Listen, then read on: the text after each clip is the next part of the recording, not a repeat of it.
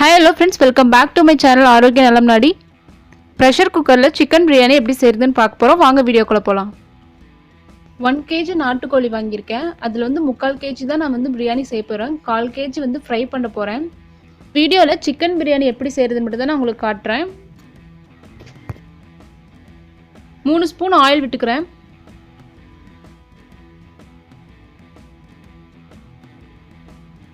பிரியாணி இலை 2, பச்சை மிளகா 1 ஸ்ப்ளிட் பண்ணி போட்டிருக்கேன். அது லைட்டாக பொரிஞ்சோனே இந்த பிரியாணி செலவுன்னு சொல்கிறத ஆட் பண்ணிடுறேன். இது ஃப்ரை ஆகிடுச்சு. இப்போ கருவேப்பிலை ஆட் பண்ணிக்கலாம்.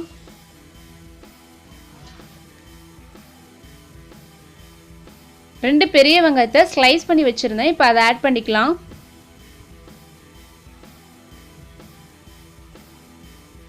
ஏலக்காய் 1 ஆட் பண்ணிக்கலாம்.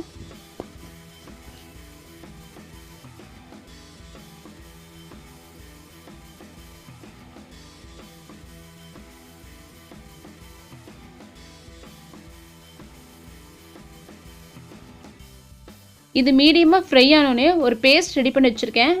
அதை ஆட் பண்ணும். அந்த பேஸ்ட் எப்படி ரெடி பண்ணுறதுன்னு பார்க்கலாம். கையளவு புதினா ஆட் பண்ணிக்கிறேன். இது கூட ஒரு பச்சை மிளகா,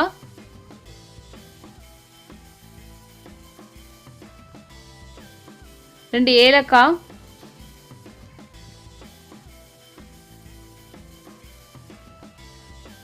பட்டை, லவங்கம் 2. இது கூடவே இஞ்சி பூண்டும் போட்டு அரைச்சிக்கலாம். ஒரு மீடியம் சைஸ் தக்காளி கட் பண்ணி ஆட் பண்ணிக்கிறேன். இதெல்லாம் நம்ம பிளெண்ட் பண்ணி எடுத்தால் இந்த பேஸ்ட் ரெடி ஆயிரும். நம்ம புதினாவை இந்த மாதிரி பிளெண்ட் பண்ணி ஆட் பண்ணுறனால பிரியாணிக்கு எக்ஸ்ட்ரா ஃப்ளேவர் கிடைக்கும். இந்த பேஸ்ட்டு நல்லா ஆனியனோட மிக்ஸ் ஆகிற மாதிரி மிக்ஸ் பண்ணி விடுங்க.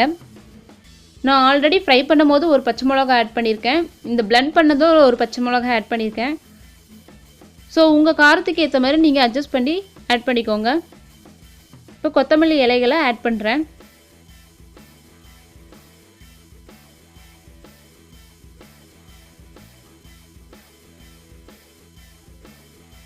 ஒன்றரை தக்காளியை குட்டி குட்டியாக வெட்டி ஆட் பண்ணியிருக்கேன்.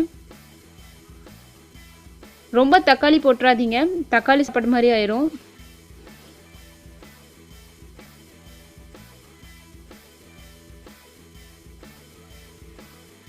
மூணு டீஸ்பூன் உப்பு போட்டிருக்கேன். உப்பும் உங்களுக்கு தேவையான அளவுக்கு கரெக்டாக அட்ஜஸ்ட் பண்ணி போட்டுக்கோங்க.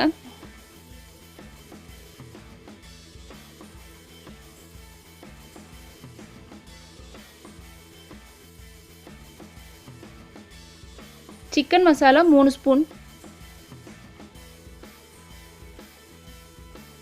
நான் இதில் பிரியாணி மசாலா எதுவும் ஆட் பண்ணல.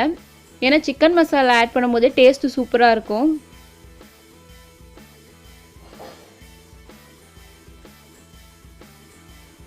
அரை ஸ்பூன் மஞ்சத்தூள்,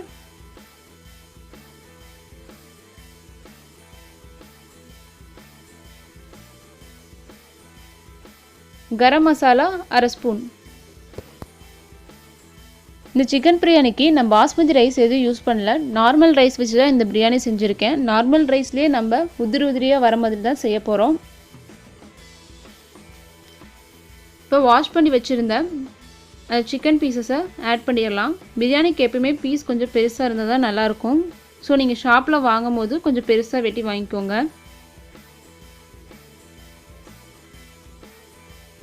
சிக்கன் பிரியாணி செய்கிறதுக்கு நான் நாட்டுக்கோழி தான் எடுத்திருக்கேன்.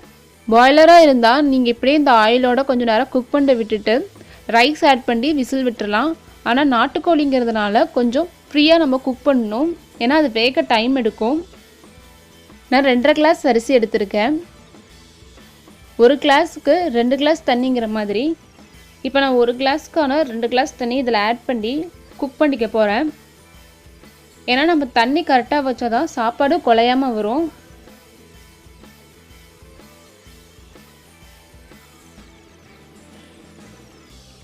இப்போ வந்து நான் இதை மூடிட்டு விசில் விட போகிறேன். கரெக்டாக 2 விசில் மட்டும் தான் விட போகிறேன். பாதி வெந்தால் போதும், நம்ம ரைஸ் வேகும் போது பாதி வெந்துடும்.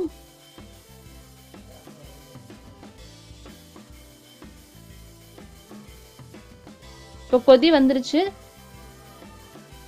நம்ம லிட்டை போட்டு க்ளோஸ் பண்ணிடலாம்.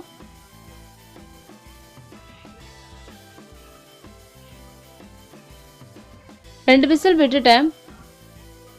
ஸோ இது பாதி இப்போ குக் ஆகிடுச்சு. இந்த ஸ்டேஜில் நம்ம அரிசி ஆட் பண்ணிக்கலாம்.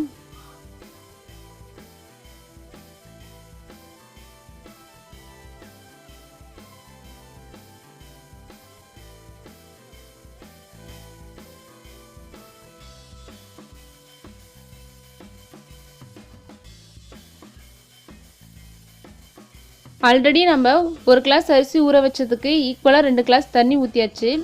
மீதி 1.5 கிளாஸ் இருக்குது. 3 கிளாஸ் தண்ணி ஆட் பண்ணிக்கலாம்.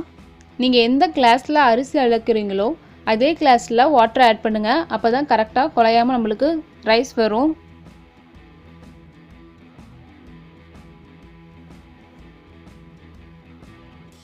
இப்போ நான் கேசரி பவுடர் கொஞ்சமாக கலருக்காக ஆட் பண்ணுறேன். உங்களுக்கு வேணான்னா நீங்கள் இதை ஸ்கிப் பண்ணிடுங்க. கொதி வந்தோடனே லிட்டை மூடி வச்சுட்டு கரெக்டாக 2 விசில் மட்டும் விடுங்க. விசில் வந்துருச்சு பாருங்கள். பாஸ்மதி ரைஸில் செய்கிற மாதிரியே சிக்கன் பிரியாணி உதிரி உதிரியாக வந்திருக்கு. அதிகமாக விசில் விட்டிங்கன்னா கீழே அடிப்பிடிச்ச மாதிரி ஆயிரும். ஸோ கரெக்டாக 2 விசிலோடு ஆஃப் பண்ணிடுங்க. நீங்களும் கண்டிப்பாக வீட்டில் ட்ரை பண்ணி பாருங்கள். இந்த வீடியோ பிடிச்சிருந்தா லைக் பண்ணுங்கள், ஷேர் பண்ணுங்கள், கமெண்ட் பண்ணுங்கள். மறக்காமல் என் சேனலை சப்ஸ்கிரைப் பண்ணி கூடவே இருக்கிற பெல் ஐக்கானை கிளிக் பண்ணி நோட்டிஃபிகேஷன் ஆல் கொடுத்துக்கோங்க. தேங்க்ஸ் ஃபார் வாட்சிங்.